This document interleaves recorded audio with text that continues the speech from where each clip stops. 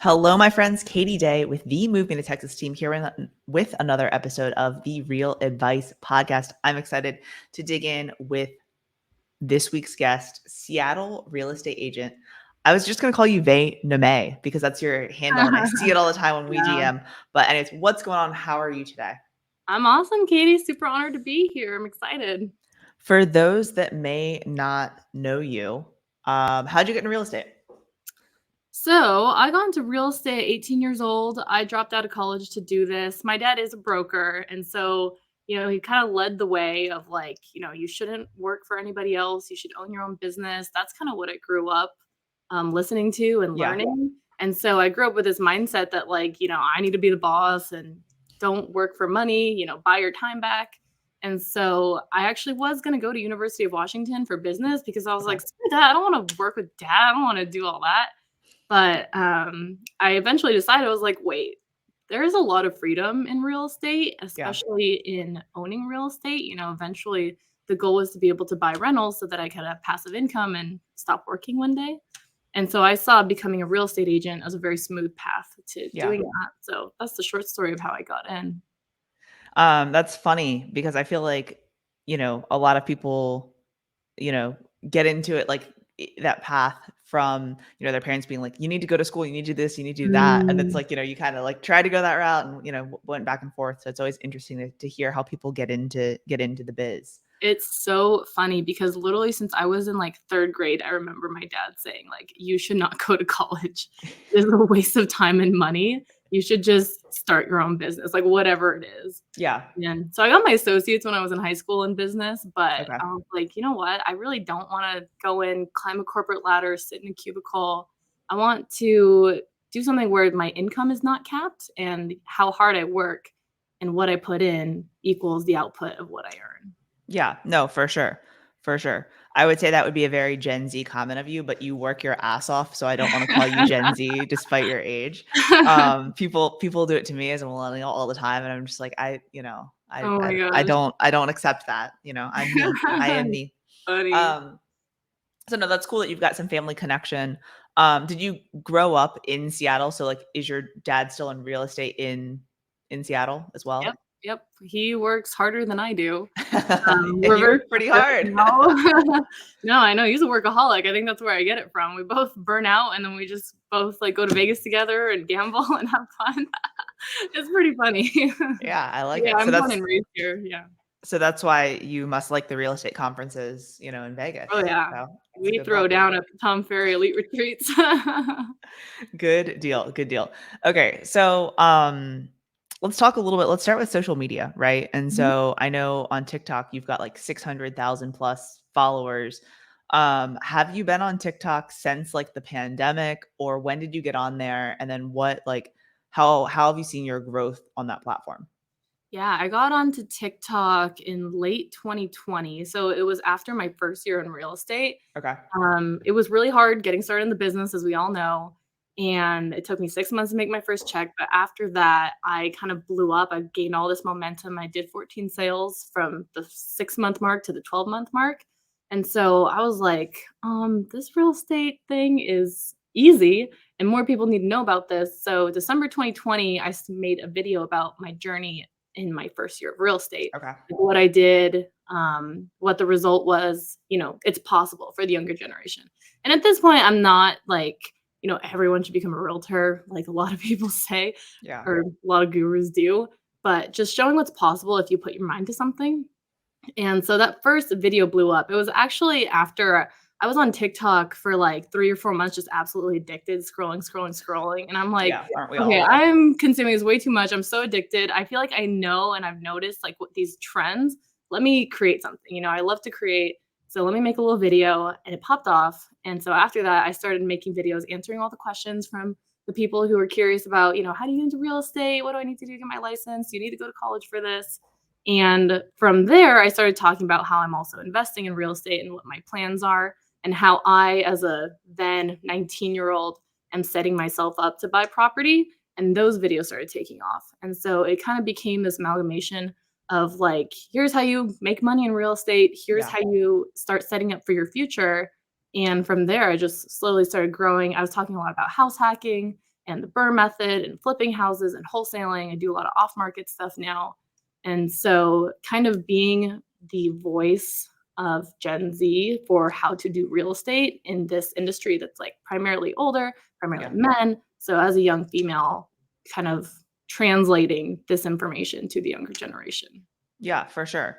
No, I think that's huge, and I think that being able to be that voice is so cool and so important. So I think one of the things that I've noticed, we know each other from a coaching community, right? Mhm. So I know that you lean in on like mentors and coaches and communities and kind of building those relationships. So for someone that's listening, what advice would you give as far as like should they join a coaching program or some sort of like mastermind group, or like what are some of the things that you've done to kind of shorten that learning curve and be successful in this industry? Yes, 100%. So I got sold on real estate because my dad started taking me to Tom Ferry summits when I was 15. And Okay. so I was going every year, watching these people on stage, watching you on stage, talking about video and real estate and, the profit potential and whatever, how to help more people. And so that is kind of what sold me on, college versus real estate. And it's just been like coaching has always been part of my business, going to the events, watching the videos online. I have an investing coach, I have a health coach, I have a real estate business coach. And so it's totally worth it. As soon as you can afford it, put the money in and get yourself a coach, whatever is reasonable, like join a mastermind group. Just surround yourself with these people because the people who have already walked the path, they've made the mistakes, they want to guide you, whether you're paying them or whether you're working for them, making them money, providing value to them in some way, you're assisting them. They want to see you win.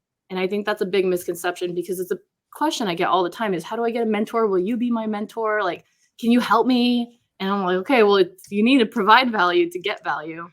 And so it's so important. It really does shorten that learning curve. It accelerates your growth and it gets you there a lot faster. Plus, you become friends with the people in the group and you are the product of the 5 people around you. Yeah, for sure. Well, and I think that that's the biggest differentiator there that you said is like not only getting value but also providing value. Because I think and I'm sure you get this a lot. People that send you a message like, "Hey, can I pick your brain? Hey, can I Yeah. this? Can I that?" And it's like, Can I buy you a you know, coffee? yeah, like I have no problem with that. But like, one, like, what do you want to learn or what do you want to accomplish, right? Because like I may not be the right person for that. So it's like if you can like Exactly. explain what you need or what you think like would be the outcome of us meeting, I think that makes things, a lot more efficient. I'm just a very efficient person. Like that's one of Well, you my have yeah. to. You have to protect your time and your energy. Otherwise, if we just went out to coffee with every single person, an hour of your time is not worth a cup of coffee. I'm sorry. And I would just be way too caffeinated. There would just be many problems with that. I'd be like shaking as I go to my next Be appointment. bouncing off the walls. You don't want that. Exactly, exactly. My team would kill me if I did that. So, Oh my god. yeah, okay. Anyways, so I think one of the things, and I recently interviewed our friend Caleb, and so we talked Oh about this a yeah, lot. you Caleb. Um, and one of the things is like being younger in this industry. What like I would say they're self-limiting, but what self-limiting beliefs did you have, or what objections did you have in your mind getting Yeah, into real estate? like I said, it took me 6 months to Yeah. make that first sale, and a Which lot of that. isn't uncommon, right? Yeah, Like, it's whether true. you're 18 or 38 or 58, like, it Very does true. normally take a little while to get going. But anyways, Yeah. continue. I remember because that's what they said is the Yeah. average realtor takes 6 months, so I was like, "I need to beat that because I don't wanna be average." Yeah. But, whatever, I sold 14 houses after that, it's fine. Um, but that whole 6 months, I was like, "Who's going to, like, trust me with their house? They're gonna ask me how old I am. They wanna know, what experience I have. I have none, I have no sales, blah, blah, blah," which all new agents go through. If you have no Yeah. experience in anything, you're not gonna feel confident. Um, but what I figured was, number 1, if I provide enough value, they're not gonna care who I am, what I look like, how old I am. If I'm solving their problem, then they're happy, and that's what I learned after that first sale is they were super appreciative of what I was doing for them, and just being there for them, listening to their problems, providing the solution. A lot of realtors fail to do just that, Yeah. there's like a top 5% of realtors for a reason, but, I focus a lot on learning. on getting my skills up, being someone who can provide value, being the local expert, focusing in on my market and what I can do to help it, just putting myself aside and thinking, what problems are my market facing? Are my potential sellers and buyers facing? And what can I do to mitigate that? What kind of marketing can I come up with? What kind of solutions and can I provide to them? And how can I make my presentations better? How can I prove that I am here to help them and get their problem solved? Yeah. Because after that, then they don't care who you are. They'll ask no questions. I really if they ask me how old I am, then it's because they're impressed. And that's my chip on my shoulder. Yeah. No, I mean, I think that that's huge. And I think that, the providing value, solving problems, finding those solutions is so important. And, most people just focus in on me. And that's something that we were actually just talking about this morning with my team is like, be a little bit more inquisitive, ask one or two more questions before you try to respond to an objection, because a lot of times, the more questions you ask, you flush out their actual objection. Yes. And you're able to solve their problems. Do you find that because you put out so much information on social, right, and on TikTok and Instagram, and I know you've also kind of dove into YouTube as well, but from what I see on your short form stuff, right, like you put out so much information. Do you find that you're finding all ages of clients or mainly younger clientele? Honestly, actually, this is really funny because the people who are coming to me are gonna be like Gen Z millennial age. Yeah.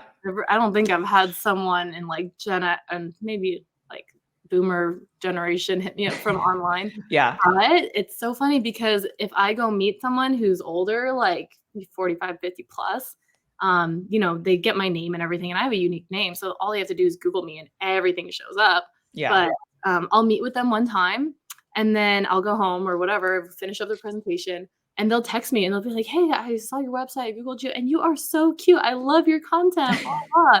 It like sells me more. They watch my freaking YouTube vlogs. It's really funny. They're like, "Your energy is contagious. I love watching you." And so it helps a lot on Yeah. the conversion part. But yeah, most of the people hitting me up, most of them are actually like 18 to 24, super research phase, like just getting out of high school, college, and trying to figure out how they can set up for the future. Yeah. And so that's where a lot of the audience is for me. I think that's such great advice, especially, I mean, for anyone really, but especially if you're younger. Like, I wish I could have gotten into real estate sooner. When I got into real estate, a lot of my friends already had houses or already had their realtor of choice. So, I mean, we're trying to, make our way in Mm, there. But, having people that are graduating from school or, moving back to the area or whatever it may be, I think is huge. Cause then it's like, if you can solidify yourself in that right. 18 to 24 bracket, like you're their realtor for life, right? I And always they'll say like 2027 is gonna be a huge year for me. you're just gonna sit back, be like, who wants a house now? um, no, that's huge. And I think that providing all of that value, like, I mean, you put out so much information on social. I think providing that value so that people can see it is really important. And that's something that I've always tried to do as well.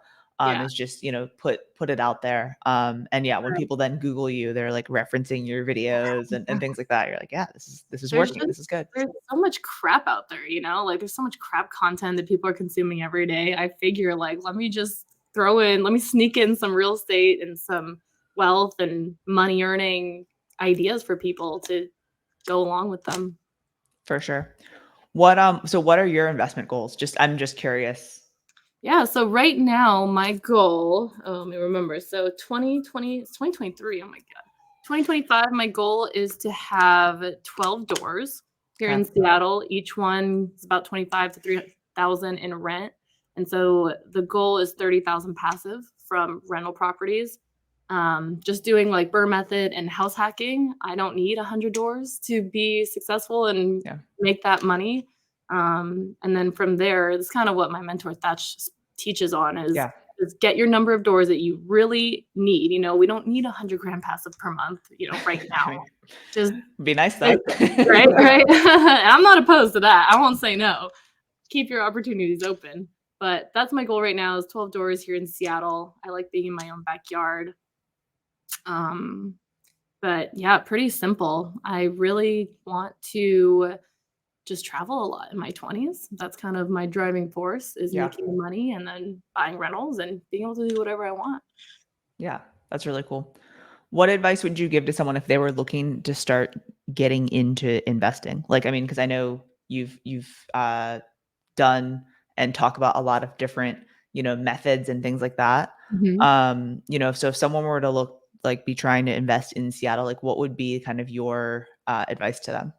Yeah, so especially in a major market like Seattle, my advice is always just start with one, start with the first house that you're living in.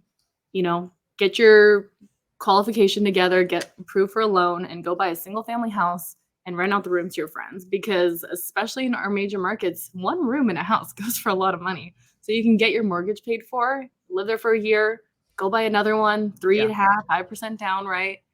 Rent out the last one, and then just keep stacking every single year, because we really need to take advantage of this conventional FHA loan that allows you to buy a new one every single year, low down payment, and still keep the old ones and keep renting them out.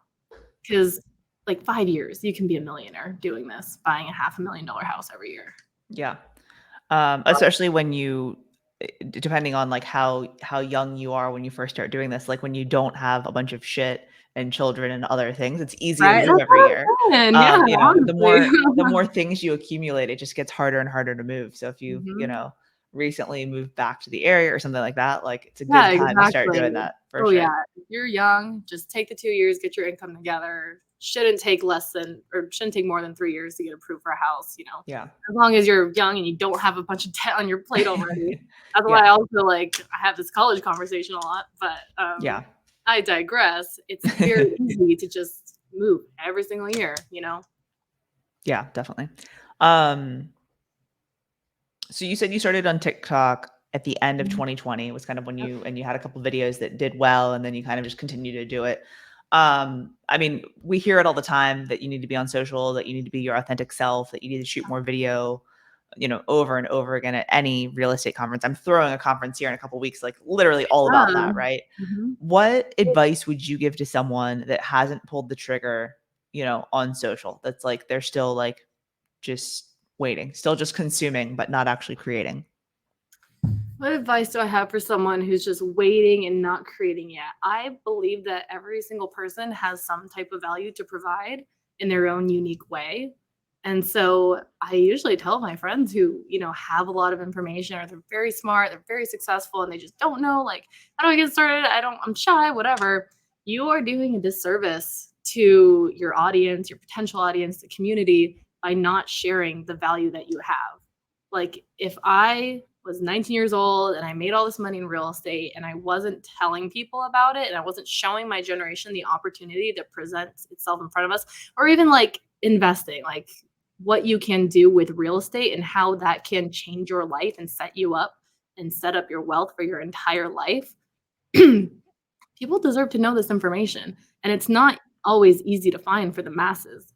And so it's really our responsibility to let people know what's going on in the market, what Yeah. the options are, how to get set up, how to get qualified to buy, all of these things. And as experts in our industries and our fields, what else we're going to do with the information? Social media is Yeah. such a huge opportunity, especially as big as the internet is, and it's only getting bigger and becoming more prevalent. And so it's almost wasted opportunity and wasted potential to not get on there, get over yourself, and make some freaking videos. I love that mindset though. As far as, being selfish by not sharing it, right? Oh. Especially if you have this knowledge that can benefit people.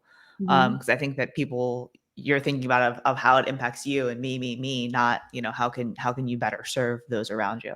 So Exactly. that mindset, that's an awesome mindset to have. I love that. Mhm. So I know, you've been in real estate for a few years now. You have a team now, right? Yeah, I have a team. I've got about, like, 8 licensed agents and a few That's awesome. unlicensed. Yeah. Very cool. And so, what advice, now that you've had a team for a little while, right? What advice would you give to someone if they were thinking about starting their own team? Know that you're gonna be babysitting for a long time. No, it's actually really funny how my team started. Is when I was new, I was, like, cold calling, and I was scared to call strangers. I was 18 years old, I didn't know what to say. I was like I had my script, but I was like, "I don't know, no experience in this. What the hell am I doing?" I cried the first couple times I cold called, but eventually I was still posting on social media, posting on my stories, and this guy I know from high school slides up in my story one day and he's like, "Hey, you're like, that's really cool what you're doing in real estate. Can I like work for you for free to learn?" And that was like my first like inquiry, right? And so I was like, "Okay, Yeah. yeah, come in my office. I'll show you how I call, blah blah." And he was like, "Wow, so you're saying all I have to do is talk to people and I get paid?" And I was like, "Well, when you put it that way, yeah." And he's like, "I'm getting rejected by girls all the time. So you think I get paid to get rejected on the phone?" And that's how it grew because he brought a friend and he brought a friend.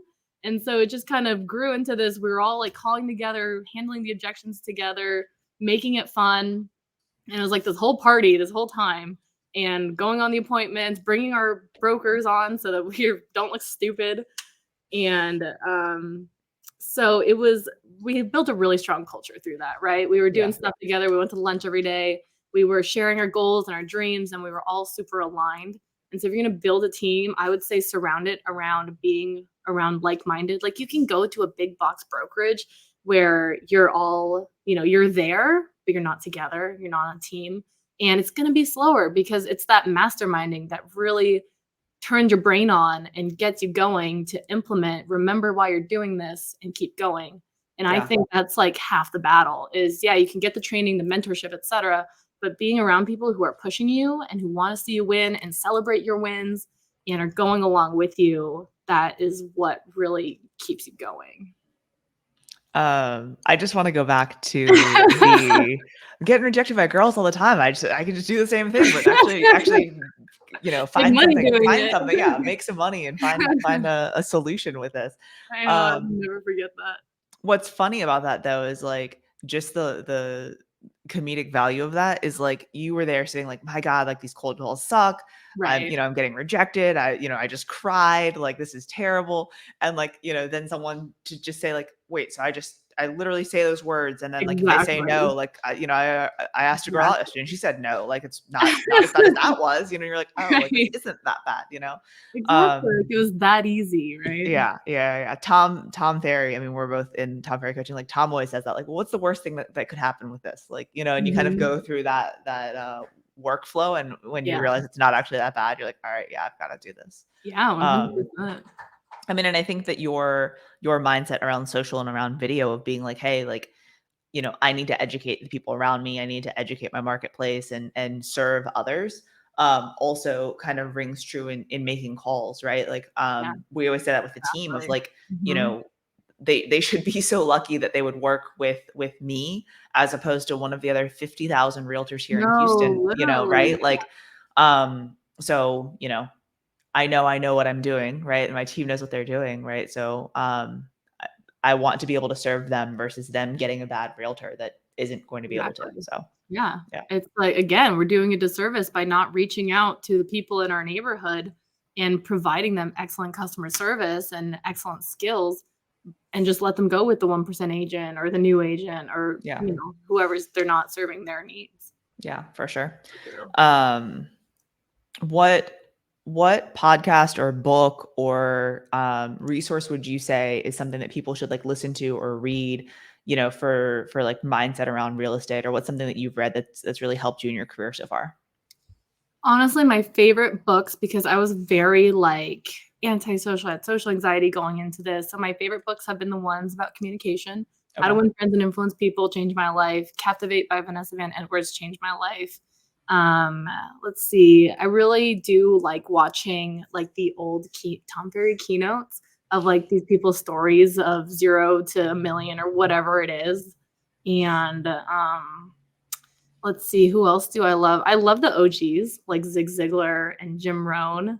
I love watching their stuff because every guru today is based on one of those, like the Earl Yeah. Nightingales and blah, blah. They are all derived from those guys. And they're just very entertaining, lots of value. Brian Tracy, I love.